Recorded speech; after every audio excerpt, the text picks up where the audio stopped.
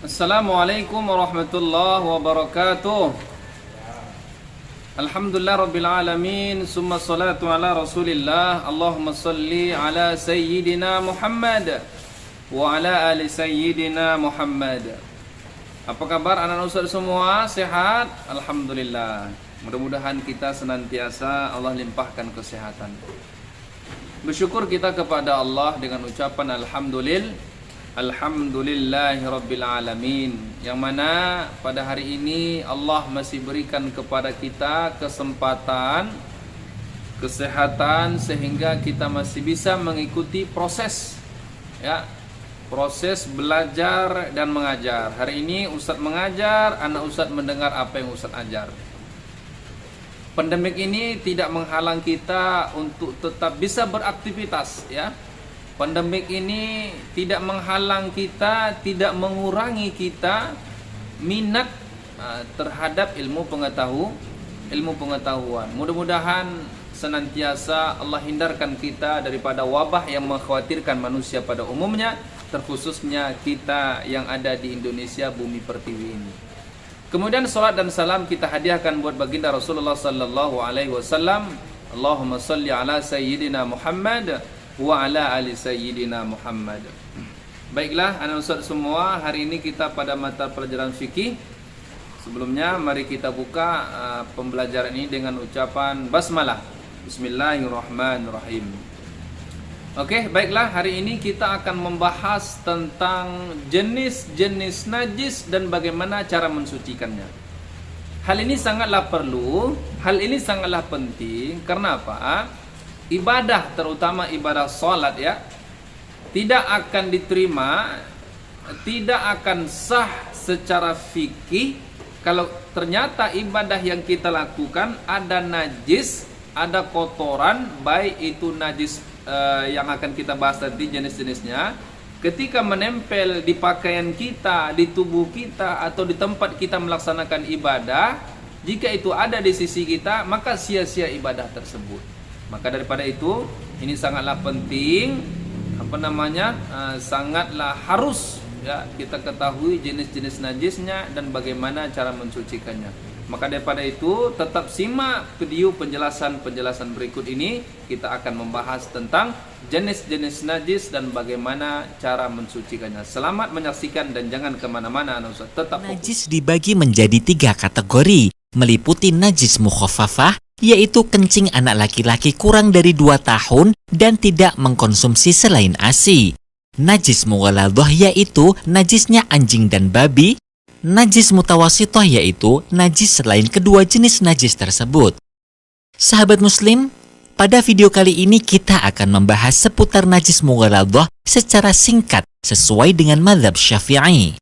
Rasulullah Shallallahu Alaihi Wasallam pernah bersabda tentang tata cara mencuci benda yang dijilat anjing sebagai berikut: Tahuru ina'i ahadikum idza walagha fihil kalbu an yaghshilahu sab'a marratin ulahunna biturabi. Artinya, sucinya wadah salah satu di antara kalian ketika dijilat anjing adalah dengan cara dicuci sebanyak 7 kali. Yang pertama dicampuri dengan debu. Hadis riwayat Muslim, Ahmad. Menyikapi hadis ini, menurut mazhab Syafi'i dan Hambali, najis dari anjing bukan hanya berasal dari jilatan atau air liurnya saja, namun seluruh bagian hewan tersebut adalah najis mughalladhah, sebab mulut adalah anggota badan paling bersih. Apabila anggota badan yang paling bersih saja harus dicuci 7 kali, terlebih lagi anggota yang lain tentu dianggap lebih kotor. Najis anjing, babi hanya bisa suci dengan dicuci sebanyak 7 kali. Salah satu air yang dibuat mencuci dicampur dengan debu atau tanah yang suci. Ketujuh cucian dihitung setelah materi najisnya yang meliputi warna, rasa, dan baunya sudah hilang. Berikut ini tata cara praktis mensucikan najis mughalladhah. 1.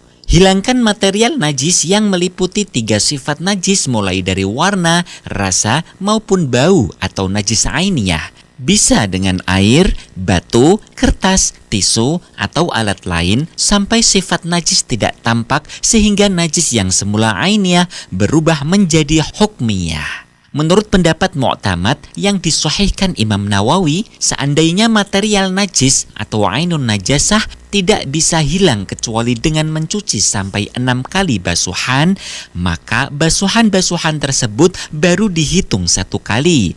2. Setelah fisik najis hilang, basuh sebanyak 7 kali. Salah satu dari ketujuh air yang dibuat untuk membasuh dicampuri dengan debu atau tanah. Caranya, cari tanah yang suci, masukkan ke wadah, aduk sampai tanah bercampur dengan air. Setelah larut, air tersebut dibuat menyiram benda yang terkena najis. Apabila dekat sungai yang keruh bercampur tanah, atau di sawah, cukup diambilkan air dari situ atau dicelupkan, sudah mencukupi syarat. 3. Air yang bercampur debu atau tanah sunnah tidak dibasuhkan pada cucian terakhir. Yang paling utama dibasuhkan pada cucian pertama setelah objek bersih dari najis ainiyah. Selain debu atau tanah seperti pasir dan tepung, tidak bisa digunakan sebagai campuran air dalam mensucikan najis mughalladhah. Nah, sahabat muslim, apakah sabun bisa menggantikan debu sehingga orang yang mencuci najis anjing, babi tanpa harus menggunakan debu lagi? Setidaknya hal ini dibahas oleh Syekh Jalaluddin Al-Mahalli dalam kitabnya Al-Mahalli, Syekh Ahmad Al-Hijazi di dalam kitabnya Tuhfatul Habib, Syekh Taqiyuddin Abu Bakar dalam Kifayatul Akhyar, Imam Nawawi dalam kitab Rawdatul Talibin, Syekh Abdul Karim bin Muhammad Ar-Rafi'i dalam kitab Fathul Aziz. Terdapat perbedaan pendapat antara ulama tentang penggunaan sabun sebagai pengganti debu. 1. Sebagian ulama menyatakan sabun tidak bisa menggantikan debu sebab alat yang bisa digunakan untuk bersuci yang mempunyai legalitas syara hanya terdiri dari 2 unsur, yaitu air dan debu. Misalnya, orang yang berwudu untuk menghilangkan hadas kecil harus menggunakan air. Apabila tidak ada debu sebagai gantinya, debu di sini tidak bisa digantikan dengan pasir atau tepung. Pendapat demikian merupakan pendapat Al-Adhar. 2. Sebagian ulama berpendapat debu bisa diganti dengan sabun dengan alasan sebagaimana orang yang menyamak kulit bingkai hewan seperti macan, jerapah, dan lain sebagainya yang semula najis bisa menjadi suci dengan cara disamak. Setelah disamak, sah digunakan untuk sholat dan sebagainya. Menyamak bisa dilakukan dengan cara membersihkan kulit dari sisa daging, kotoran, dan lain sebagainya. Lalu dicuci menggunakan air.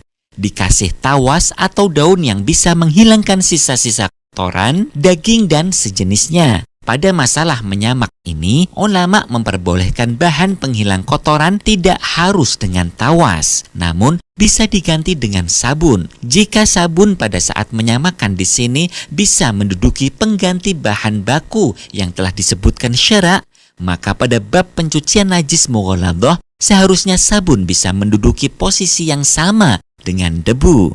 Demikian pula saat orang istinja. Dalam hadis disebutkan media yang bisa dibuat untuk istinja ada 2, yakni air dan batu. Namun para ulama sangat banyak yang memperbolehkan istinja menggunakan tisu atau apapun bentuknya, yang penting kasat sebagai pengganti batu. 3. Sabun tidak bisa mengganti debu kecuali dalam keadaan darurat. Misalnya, ada orang muslim tinggal di Hong Kong. Tempat domisilinya di apartemen lantai 40. Di sana adanya sabun, tidak ada debu.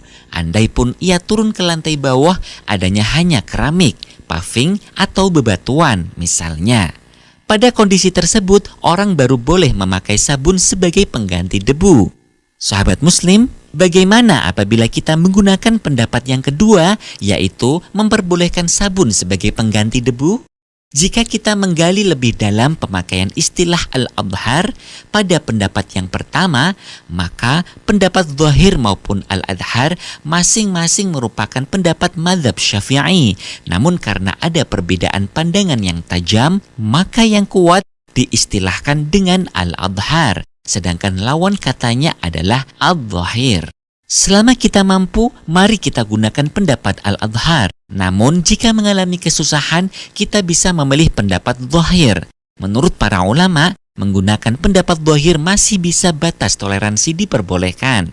Berbeda kalau pendapat yang A menyatakan sahih, maka lawan katanya adalah dhaif. Mengikuti pendapat dhaif yang semacam ini tidak diperbolehkan. Dengan demikian, seumpama kita menggunakan sabun sebagai pengganti debu, hukumnya sah menurut pendapat al-zahir. Wallahu Karena Ustaz a'lam. semua, itulah penjelasan tentang jenis-jenis najis dan bagaimana cara mensucikannya. Mudah-mudahan pengetahuan atau ilmu yang barusan kita dengar tadi, mudah-mudahan menjadi pemahaman sehingga bisa kita aplikasikan dalam kehidupannya. Dari najis tersebut ya, baik itu jenis mukhaffafah, najis ringan, dan bagaimana cara mensucikannya, baik itu najis pertengahan atau najis mutawassithah, bagaimana cara mensucikannya, apalagi disebut dengan najis mughallazah ya, najis berat, bagaimana cara mensucikannya ya.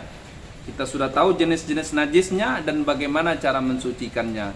Mudah-mudahan bisa kita lakukan dengan baik ketika kita terkena di antara salah satu najis tersebut, agar ibadah yang kita lakukan tidak menjadi kesia-siaan dan mudah-mudahan diterima di hadapan Allah Subhanahu wa taala. Amin amin ya rabbal alamin. Mudah-mudahan bermanfaat bagi kita untuk dilaksanakan dalam kehidupan sehari-hari. Mari kita tutup pertemuan kita pada kali ini dengan lafaz alhamdulillah.